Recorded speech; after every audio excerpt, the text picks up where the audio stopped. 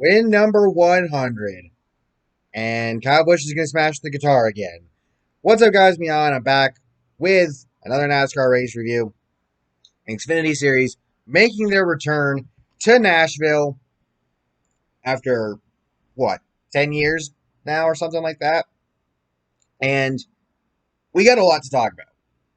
So, first of all, I want to give a shout out to Jade Buford, who qualified ninth for this race. I believe Will Rogers in the Sam Hunt Racing 26 car got in the top 15, but Buford, he got at one point, where everybody was running, he got all the way up to P2, ended up finishing P9 in qualifying. Of course, we'll get back to him later because there was an incident that happened. But anyway, so stage one goes on without a hitch, no issues.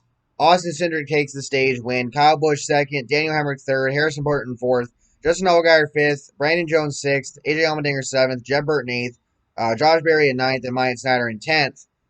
And I did mention off the top, obviously, that Kyle Busch won. He gets his 100th win. He didn't dominate the race, and we'll talk more about that in a little bit. But he did not dominate it by any means. So Myatt Snider, he gets by Noah Gragson for the 10th spot, which gets him a stage point. But he comes down pit road, and his team had to get a battery ready for him. He ended up stalling on pit road. He coasted down with no power. AJ Allmendinger got a pit entry violation. He did not enter single file, so that happened. Myatt Snider's team replaces the battery, but the car doesn't refire. They ended up having to take it to the garage.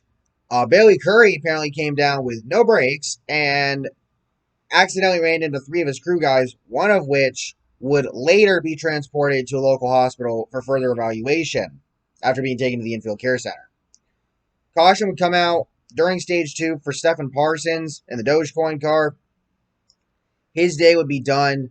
I didn't catch exactly what caused it, but he ended up going down in the grass, came up, hit the wall.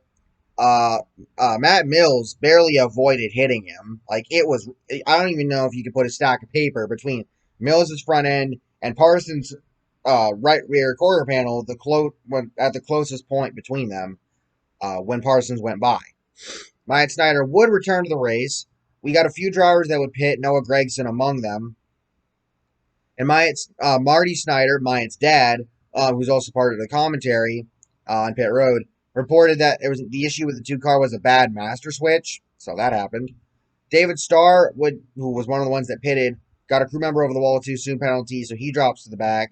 And Kyle Busch would take stage two, Justin Allgaier second, Daniel Hemric third, Harrison Burton fourth, Michael Annett fifth, Josh Berry sixth, Brandon Jones seventh, Austin Cindric eighth, Justin Haley ninth, Noah Gragson in 10th. Gragson would stay out, which made sense considering that he had pitted before.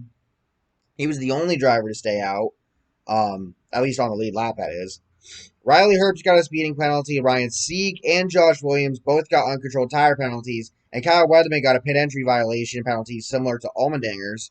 And Tyler Reddick, who's driving Jordan Anderson's team's car, almost left his pit box without the left rear tire on. He actually lost a lap on pit road because I think they had to fix that. So we get going again. Reddick reported with a left front tire rub. But as we see for much of stage three, it would be again, Kyle Busch dominated stage two. But Justin Allgaier, once he got up front and got in the front row with Kyle Busch, he challenged Kyle all throughout the stage. The two battled. There was times where Allgaier got in front, Busch, they would not let the other one get away very quickly. It was also reported during the previous pit stops that Curry was reported to have plowed through his entire pit crew again with bodies flying, again per report. Jeb Burton reports that his brakes are going through the floor. Josh Berry would begin green flag pit stops. And then the caution came out right afterward for Brandon Brown. He had a tire go down, but it looked like he did not get in the wall, so that happened. And then, or it looked like he kept the car off the wall, but they'd replace the right front tire, and then he would take it to the garage. And per Brockbeard, who listens to the radios for these guys and whatnot, Brandon Brown's crew comes over the radio and says, "We're done." Oh, and Riley Herbst got an uncontrolled tire penalty. So 2 penalties on the day for him. Per DGM Racing's Twitter, Josh Williams' team believes that Josh has a cracked piston, but they'll continue as long as they can. So we get going again, and a little bit later, we got another caution, this time for Jade Buford and Joe Graf Jr. Now, if you didn't know, Joe Graf Jr. and JJ Yeley swapped rides. Yeley's in the 07 this week, Graf in the 17. Now, harken back to prior to the season, SS Greenlight Racing and Rick Ware Racing, in terms of their Xfinity programs, are working together. So both the 07 and the 17 are listed under SS Greenlight, but the 17 is technically Rick Ware. I don't know why the switch was made, but regardless, it might have to do with owners' points. I honestly don't know. But in speaking of Yeley, he was actually running really well today. Like, Graf was doing well for himself, too. They were both in the top 30.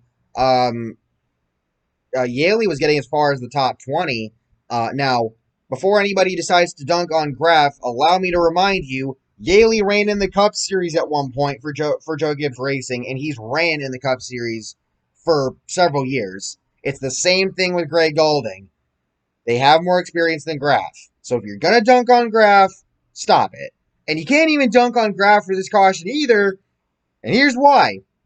Because it looks as though Jade Buford came out the track and got into Graf. And it absolutely appears that way. Graf's day would be done. Buford's day would be done.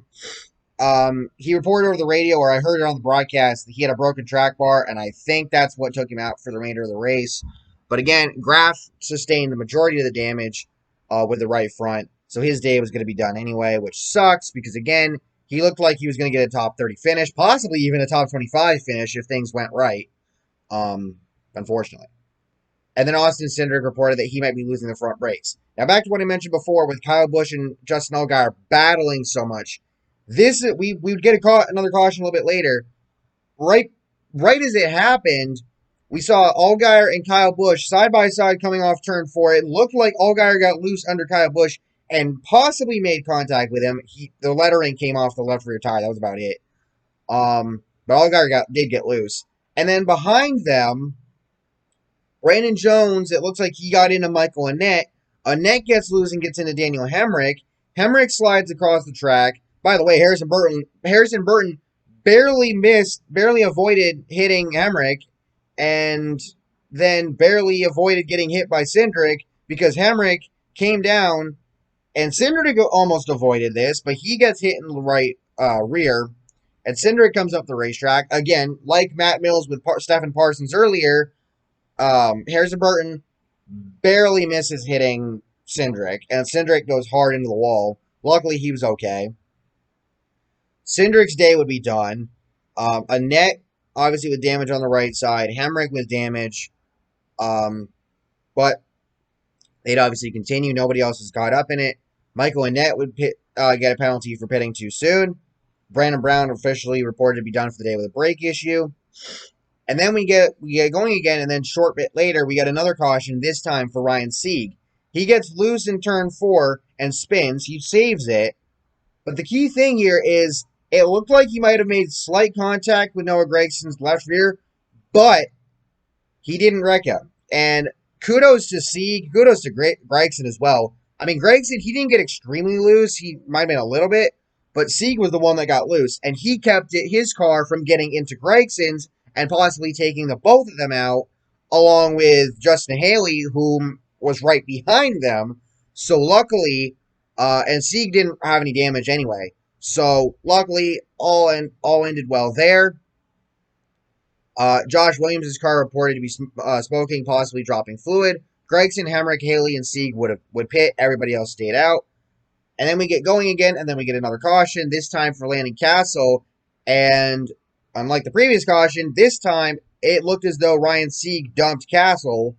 Cassill would have to take his car to the garage. He would be done. We end up going to overtime. Kyle Busch would take the white flag. We go down the backstretch. Big wreck we get a wreck behind them coming off turn 2. JJ Yeley, who got as high as the top 10 by the late stages of the race. He was unfortunately involved. I didn't catch who else was involved. I think Ryan Vargas might have been involved, but I'm not 100% sure. I didn't really see anything about it, but Yeley was involved. He ended up finishing 22nd, although he probably could have had a top 10 or 15 finish. So bad luck for them, or bad luck for him, I should say. And Kyle Busch would come across the line to get his 100th win in the Xfinity Series. And Tyler Reddick gets turned and slides through the grass on the front stretch coming across the line. But that was about it. And then Rutledge Wood talks to Kyle Busch on the start finish line after he did his burnouts and got the checker flag. And Kyle Busch announces that he's going to smash the guitar like he did one time before when he won at Nashville. So that's going to happen. And also, fun fact, Riley Herbst managed to nab a top 10 after 2 pit road penalties. So don't call it a comeback, but I'd call it a comeback. But either way, wild, wild, wild race. And also, what's funny is that somebody on Twitter got a picture, and apparently,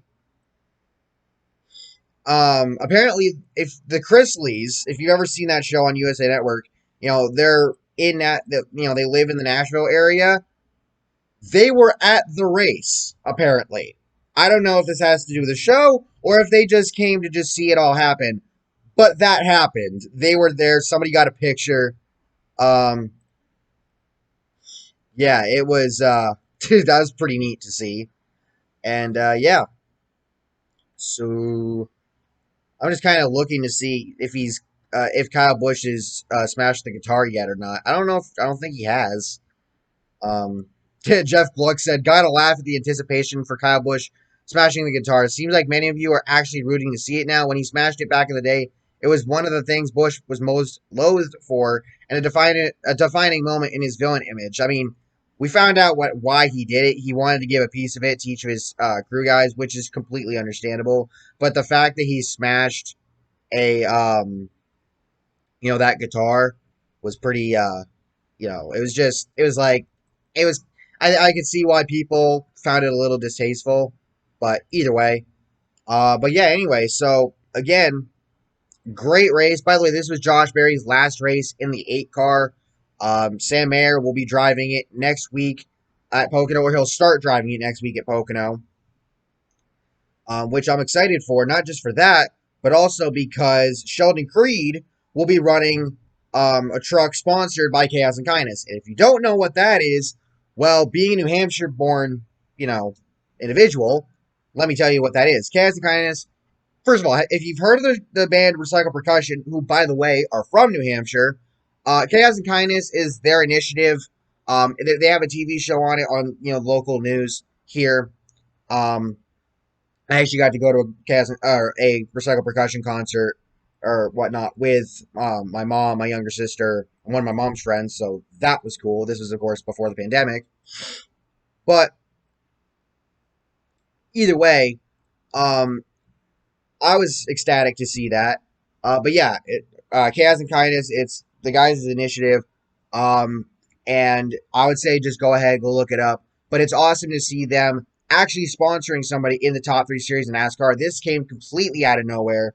And they're sponsoring one of the top teams in the truck series with Sheldon Creed. I hope to God to see Creed win that race. And also Kevin Harvick tomorrow in the Gravedigger car. I hope to see him win that. Sucks that that lineout could only make it in limited quantities and only in the 124 scale. I was really hoping to pre-order a 164 scale version of it, but that's not happening, unfortunately. But either way, all of that being said, Nashville, it feels really awesome to see that it's back on the schedule and the race itself was freaking phenomenal. It really was. And yeah, so all I can say is, congrats. I'm glad to see Nashville back on the schedule. I never really got to watch the Nashville races with the then Nationwide Series. So it's awesome to get to see it now, and basically just the fact that I can't wait to see more of it. I can't wait to see the Cup race tomorrow. I just cannot wait to see all this stuff. And yeah. So with all that being said, whole lot to talk about here. But thank you all for watching. I hope you all enjoyed. Make sure to use my code NJJ for free shipping on orders of $20 or more at Circle B Diecast. I've been getting updated by Brent from Circle B Diecast and Inflaming Sales and whatnot. As far as all that goes, awesome to see that some people have been using it. And trust me, You don't want to pay for free shipping. You want to get your die casts, especially, and it's not just the die cast, it's also with, shirts and stuff.